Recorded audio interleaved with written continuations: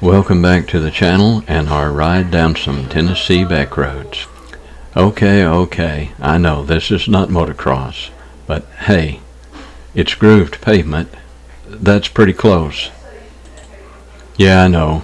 I'd still rather be watching motocross, but I'm just too old for that now. Can't make no more videos. So if you're gonna follow along with me, you're just gonna have to follow along some old back roads. That's all I've got left in me. So here we go. I've still got Steve and Randy here behind me. We're gonna go up the road here a ways off of 224 here, and we're gonna take a right on Center Hill Road. This is a cut across that's going to bring us out in Finger, Tennessee, and it's a real pretty ride through Center Hill Road. Got some hills and just some beautiful countryside, so we may just ride along and listen to the music and just enjoy some of the scenery.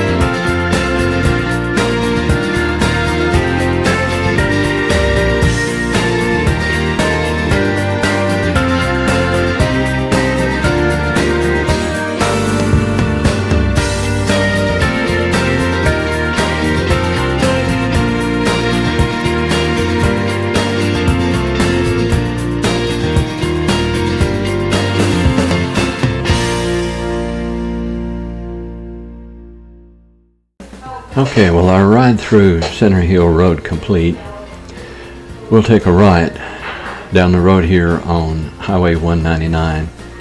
This will take us into Finger, Tennessee. I have heard about Finger for as long as I can remember, but I had never been to the little town until I started riding our bikes here on these Tennessee bike roads. And my goodness, did I find a lot of history on Finger, Tennessee. It seems it was originally settled along the same time as Sardis was, somewhere around the early to mid-1820s, and was first named, if I'm pronouncing this correctly, Malentry's Crossing, after an early political leader. The town was renamed Finger in 1895 when a local resident jokingly suggested the name during a meeting to establish the post office, and it has since grown to host events like the annual Finger Barbecue, which has been celebrated for over 110 years. As Malentry's Crossing, it was a pivotal hub. It was also known as Malentry's Switch, named after Robert Thomas Malentry, a prominent settler who operated a grist mill along Hudgens Creek and contributed to local business leadership. The site included a handful of homes, a blacksmith shop, tradesman workshop, the focal point of a growing community around Bushel Creek to the east. Malentry's efforts helped solidify the area's agricultural foundation, with milling supporting crop processing for nearby farms. Although Finger itself was not formally named until 1895, its proximity to the railroad tracks established it as one of the early stations in the northern part of the county, alongside McNairy and Bethel. In the late 19th and 20th centuries, the railroad presence drove the town's expansion as a commercial hub, enabling the transport of agricultural products and timber from the surrounding region. This infrastructure-led growth positioned Finger as a key stop, which contributed to the population increase during that period. The economic peak was in the 1920s, but it gave way to decline during the Great Depression. The diminishing role of the railroads around the 1930s, supplemented by expanding highway networks, further accelerated the town's economic contraction, shifting reliance away from rail-dependent industries. The 2020 census has Finger's population at 276 residents, marking a decline from 350 in the 2000 census. Emergency services in Finger include a volunteer-based fire department which responds to fire suppression, rescue operations, and medical first response calls across the 70-mile area in northern McNairy and southern Chester counties. So we're going to be careful riding through here and try not to give them any extra business, at least as far as the emergency response goes. One interesting tidbit of Finger that I was unaware of was that Sheriff Buford Pusser was born in Finger on December 12, 1937. Well, anyway, there's a lot more that could be said about this little town, but we'll move on down the road and see what else we can discover out here on these Tennessee back roads.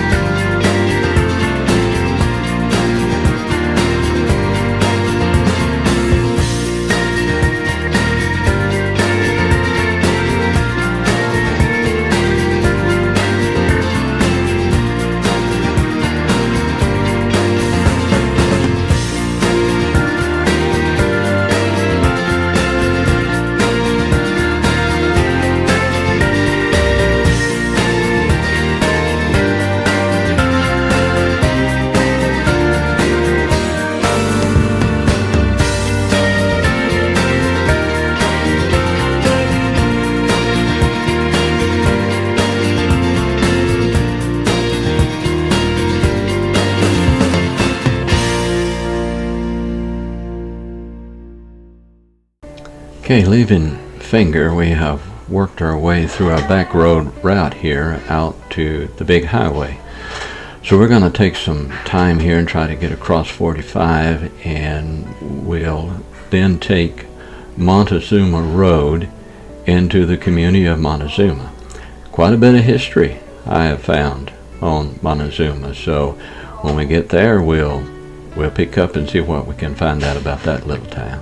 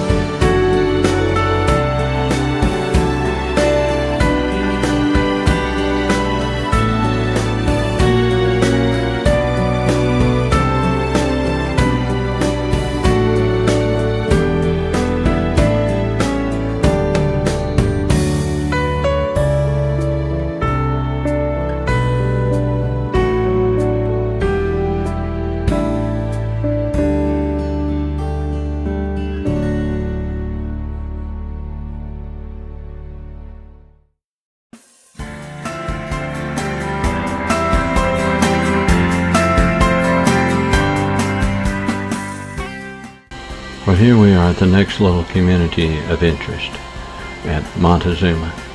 The first time we rode through Montezuma, I run through this stop sign. I didn't see it, and I just went straight on through.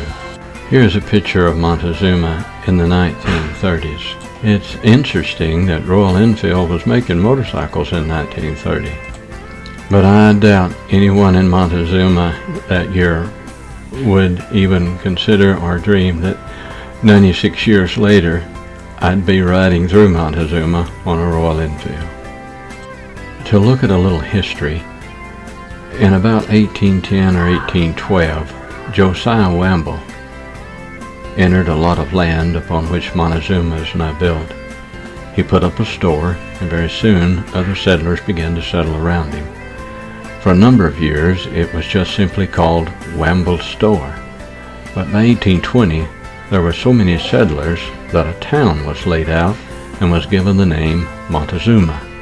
It was named after a Mexican Indian chief. The name means bright stream at the foot of the mountain. As was common among the people of our country at this time, the people of Montezuma felt a need for a place to worship. About 1830, the Methodist Church was organized. The first building was a log house near the old Montezuma Cemetery.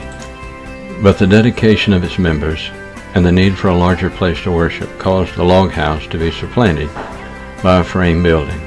The location of that building is believed to be near the present-day church.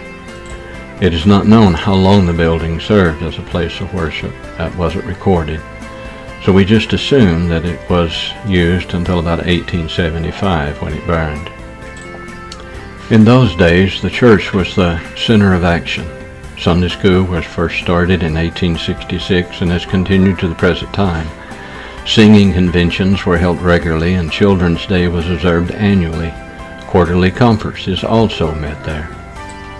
But the town did consist of more than just the church.